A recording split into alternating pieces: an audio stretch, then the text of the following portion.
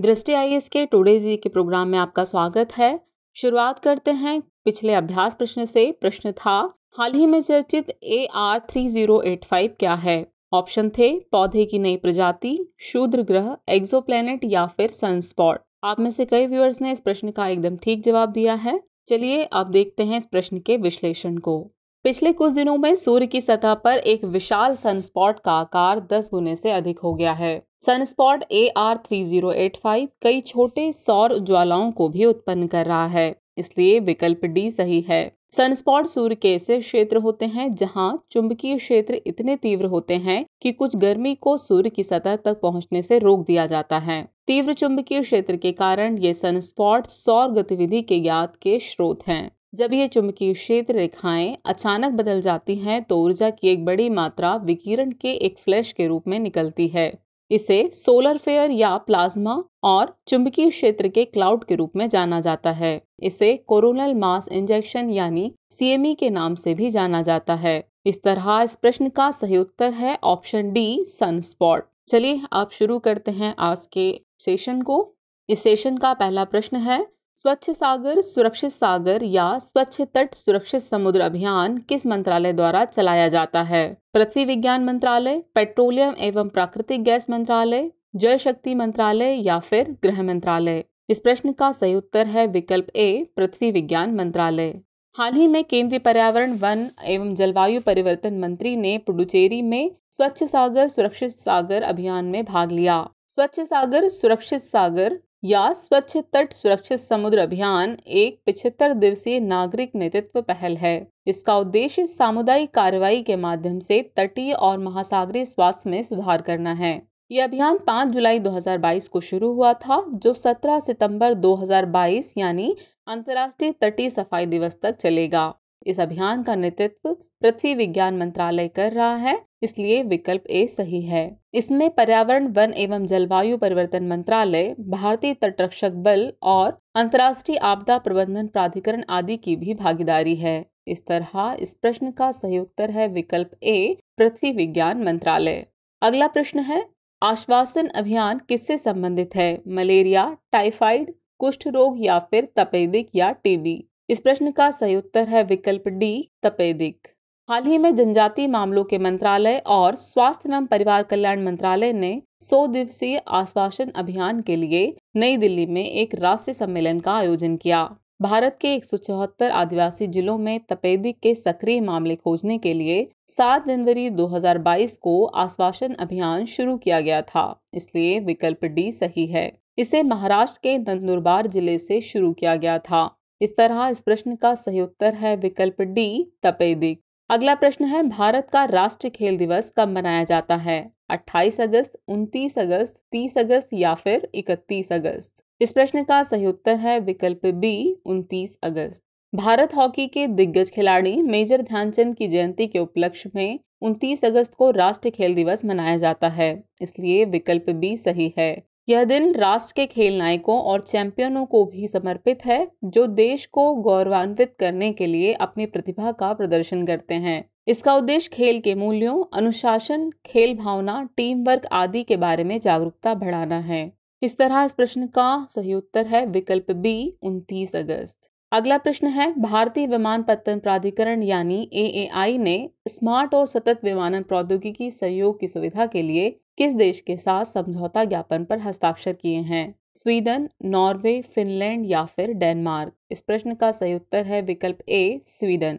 हाल ही में भारतीय विमानपत्तन प्राधिकरण यानी AAI और स्वीडन की LFV एयर नेविगेशन सर्विसेज ने एक समझौता ज्ञापन पर हस्ताक्षर किए हैं, इसलिए विकल्प ए सही है। यह समझौता स्मार्ट और सतत विमान प्रौद्योगिकी सहयोग की सुविधा के लिए किया गया है। यह सतत विमान प्रौद्योगिकी की अगली पीढ़ी के संचालन में प्रदर्शित क्षमताओं के साथ 2 हवाई नेविगेशन सेवा प्रदाताओं को एक साथ लाता है। यह समझौता दोनों देशों के बीच विमानन विशेषज्ञता और प्रौद्योगिकी के द्विपक्षीय आदान प्रदान का मार्ग प्रशस्त करेगा, इसलिए इस प्रश्न का सही उत्तर है विकल्प ए, स्वीडन। अगला प्रश्न है, मालविनास मुद्दा यूनाइटेड किंगडम और किस देश से जुड़ा हुआ है? ब्राजील, पेरू, बोलीविया या फिर अर्जेंटीना। इस प्रश्न का सही उत्तर है विकल्प डी, अर्जेंटीना। चलिए इसके विश्लेषण को देखते हैं। हाल ही में भारत ने मालविनास मुद्दे पर वार्ता की बहाली के लिए अर्जेंटीना को अपना समर्थन दोहराया है। फॉकलैंड द्वीप युद्ध को मालविनास युद्ध या दक्षिण अटलांटिक युद्ध भी कहा जाता है। यह 1982 में अर्जेंटीना और ग्रेट ब्रिटेन के बीच फॉकलैंड द्वीप समूह के नियंत्रण को लेकर लड़ा गया एक संक्षिप्त अघोषित युद्ध था, इसलिए विकल्प डी सही है। अर्जेंटीना ने 19वीं शताब्दी की शुरुआत से फॉकलैंड द्वीपों पर संप्रभुता का दावा किया था, लेकिन ब्रिटेन ने 1833 में द्वीपों पर कब्जा कर लिया। 1982 की शुरुआत में अर्जेंटीना की सेना ने इन द्वीपों को वापस पाने के लिए एक आक्रमण शुरू किया, लेकिन यह प्रयास असफल रहा था। इस तरह इस प्रश्न का सही उत्तर है विकल्प डी, अर्जेंटीना। अगला प्रश्न है WASP-39B क्या है? Gene editing tool, exoplanet, cruise missile या फिर टेलीस्कोप? इस प्रश्न का सही उत्तर है विकल्प डी, एक्सोप्लैनेट।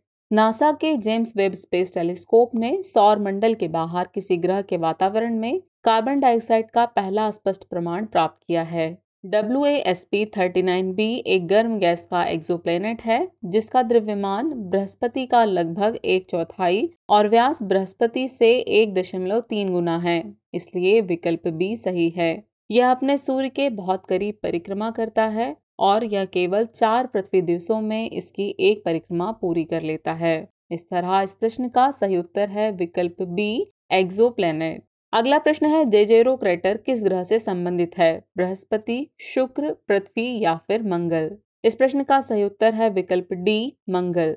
चलिए देखते हैं इसके विश्लेषण को। हाल ही में नासा के परसेवरेंस मार्स रोवर ने पाया कि जेजेरो क्रेटर का फर्श ज्वालामुखी चट्टानों से बना है। नासा ने जेजेरो क्रेटर को परसेवरेंस रोवर के लिए लैंडिंग साइट के रूप में चुना था। जेजेरो क्रेटर 28 मील चौड़ा है जो एक समतल मैदान के पश्चिमी किनारे पर स्थित है। इसे इसिडिस प्लेटेनिया कहा जाता है। यह मंगल ग्रह की भूमध्य रेखा के उत्तर में स्थित है, इसलिए विकल्प डी सही है। इस तरह इस प्रश्न का सही उत्तर है विकल्प डी, मंगल। अगला प्रश्न है टाइबर नदी किस देश में बहती है? मिस्र, अल्बानिया, जॉर्डन या फिर इटली? इस प्रश्न का सही उत्तर है विकल्प डी, इटली। 70 वर्षों में इटली के सबसे भीषण सूखे ने टाइबर नदी पर एक प्राचीन पुल को उजागर किया है। इस पुल का प्रयोग कभी रोमन सम्राटों द्वारा किया जाता था। नीरो ब्रिज के 2 पिलर गर्मियों में विक्टोरिया एमानुएल पुल के पास दिखाई देते हैं। पहली शताब्दी में सम्राट नीरो के लिए जानिकुलम हिल के पास अपने बगीचे तक पहुंचने हेतु इस पुल का निर्माण किया गया था। आपको बता दें टाइबर नदी यूरोप की एक ऐतिहासिक नदी है जो इटली की सबसे लंबी नदियों में से एक है, इसलिए विकल्प डी सही है। यह नदी रोम शहर से होकर बहती हुई भूमध्य सागर के तिरहेनियाई सागर में प्रवेश करती है। इस तरह इस प्रश्न का सही उत्तर है विकल्प डी, इटली। अगला प्रश्न है निम्नलिखित में से कौन ड्रैको शब्द का सबसे अच्छा वर्णन करता है? पेंगुइन की एक प्रजाति, तारामंडल, एंटी टैंक मिसाइल या फिर समुद्री जीव? इस प्रश्न का सही उत्तर है विकल्प सी, एंटी टैंक मिसाइल। खगोलविदों ने एक एक्सोप्लैनेट की खोज की है जो पूरी तरह पानी से ढका हो सकता है। TOI 1452b एक एक्सोप्लैनेट है जो ड्रेको तारामंडल में हमारे ग्रह से लगभग 100 प्रकाश वर्ष दूर स्थित है, इसलिए विकल्प सी सही है। यह हमारी पृथ्वी से अधिक विशाल है। खगोलविदों ने इसे सबसे पहले नासा के ट्रांजिटिंग एक्सोप्लैनेट सर्वे सैटेलाइट के माध्यम से खोजा है। इस तरह इस प्रश्न का सही उत्तर है विकल्प सी, एंटी टैंक मिसाइल। चलिए अब वक्त हो चला है इस सेशन के आखिरी प्रश्न का। प्रश्न है हाल ही में किस देश ने विश्व की सबसे कम प्रजनन दर दर्ज की है? पोलैंड, जापान, जॉर्जिया या फिर दक्षिण कोरिया? इस प्रश्न का सही उत्तर है विकल्प डी, दक्षिण कोरिया। हाल ही में दक्षिण कोरिया ने फिर से दुनिया की सबसे कम प्रजनन दर दर्ज की है, जिसमें यह संख्या एक निचले स्तर पर आ गई है, इसलिए विकल्प डी सही है। सरकार द्वारा जारी आंकड़ों से पता चलता है कि यहां प्रजनन दर पिछले वर्ष 0.84 से गिरकर 0.81 पर आ गई। इसकी तुलना में दुनिया की सबसे उन्नत अर्थव्यवस्थाओं में औसत प्रजनन दर 1.6 है। आपको बता दें देशों को उनकी जनसंख्या को समान आकार में रखने के लिए प्रति दंपत्ति कम से कम 2 बच्चों की आवश्यकता होती है। इस तरह इस प्रश्न का सही उत्तर है विकल्प डी, दक्षिण कोरिया। चलिए अब आज के अभ्यास प्रश्न को देख लेते हैं। प्रश्न है किस देश में डुंगोंग कार्यात्मक रूप से विलुप्त होने वाला पहला बड़ा करशेरुकी बन गया है? जापान, दक्षिण कोरिया, वियतनाम या फिर चीन? तो व्यूअर्स इस प्रश्न का जवाब कमेंट बॉक्स में देना न भूलें। जल्द ही मिलेंगे नए एपिसोड में और नए सवालों के साथ। तब तक के लिए शुक्रिया।